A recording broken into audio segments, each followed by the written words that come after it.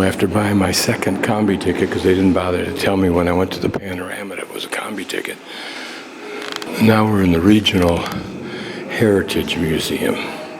So we'll see things here that we see in the United States, like this toilet. I used to have one, an antique oak toilet like that.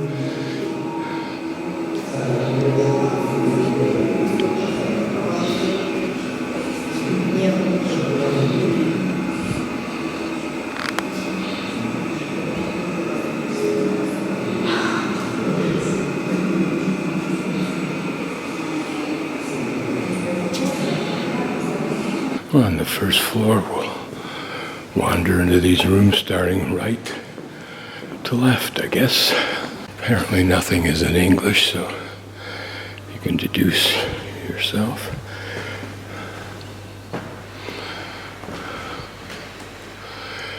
That's interesting. It's a series of rollers, but different sizes for some reason.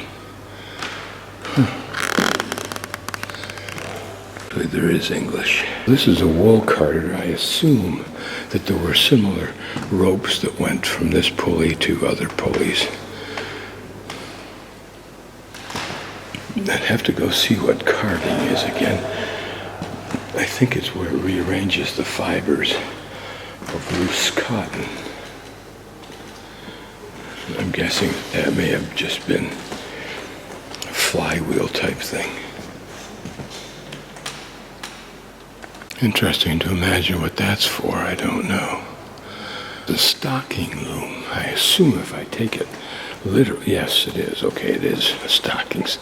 You can see some kind of form that's used. Wow, what's interesting is the intricacy of it. Like look at that drum back there was some kind of gear mechanism, that this was made out of wood. Imagine how great an investment it would have been if they could easily have made it out of metal or plastic, as we could do, ironically, with 3D printing. Seeing how it seems to have keys, like you see on a piano. Guesses that metal thing is a spring. See how there's a key for tightening it up there, or loosening it? I don't know if these were for mirrors, like that center one, or those holes are for clocks. Or either.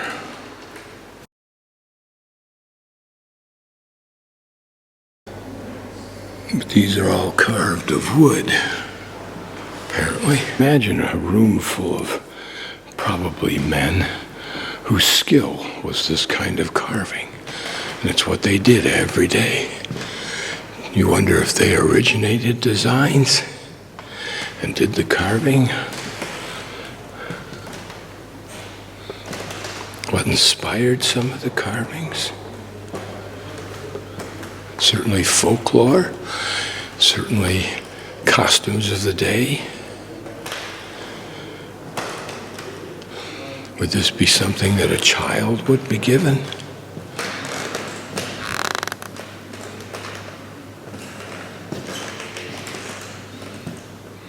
What can these two characters tell us about their time with those hats and the rags they're wearing? Were they just the epitome of the poor? Here a cripple. Were these farmers? She appears to have potatoes or squash in there. And what's that box on the back for? Golden toys. Looks like Napoleon. But probably by spinning that bobbin there, it caused this bird to do something. I guess its tail would go up and down. Oh yeah. Or maybe if you swung it back and forth, that's what happened. Its head and its tail went back and forth alternately up and down. In a little game, yeah.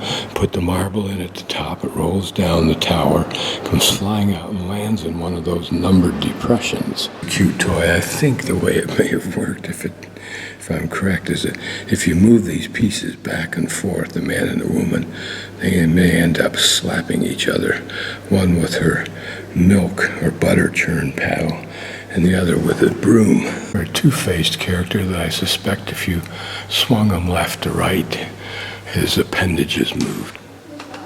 Backpack carrier.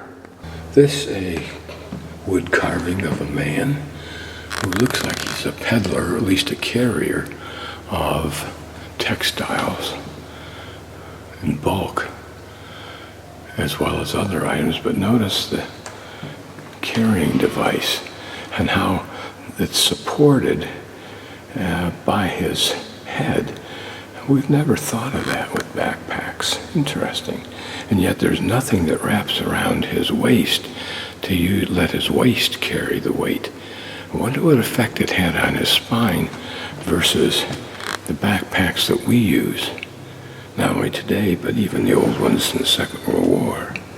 These may have been snowshoes, and over there to the right, crampons in the early days. Notice the heel heights that are different.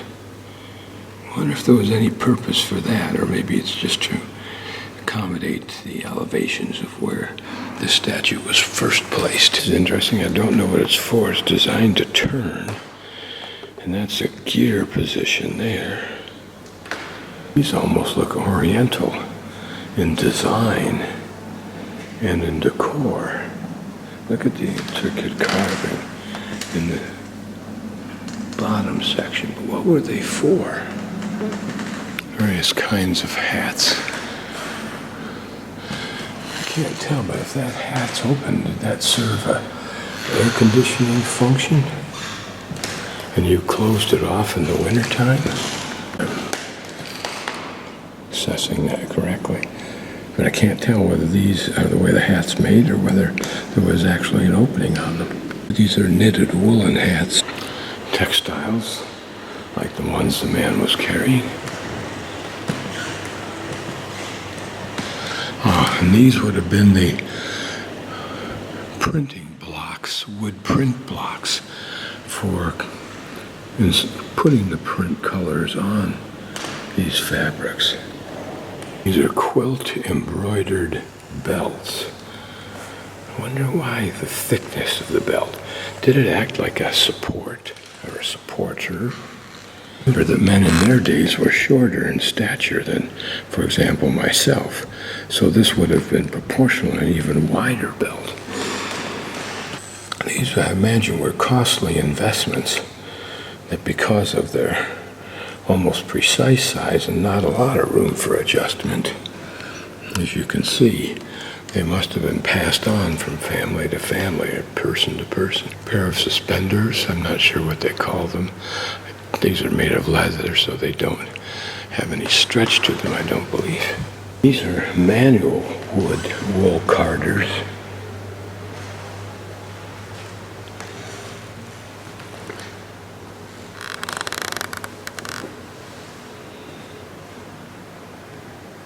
They're for flax making. I'd have to go look and see what flax is. I thought it was a kind of a grass, if you will.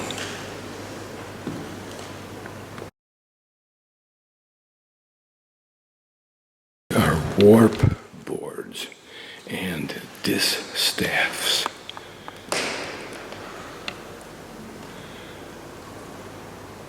Notice it has the lady's name in there.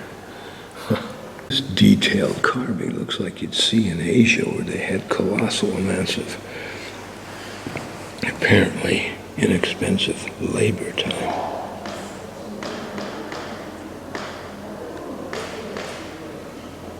This one looks like it had sections to it. But very pretty carving, and this one very clever carving. Although I think that may be constructed in pieces. They're shuttlecocks, I think, for weaving. Some examples of the work that's done.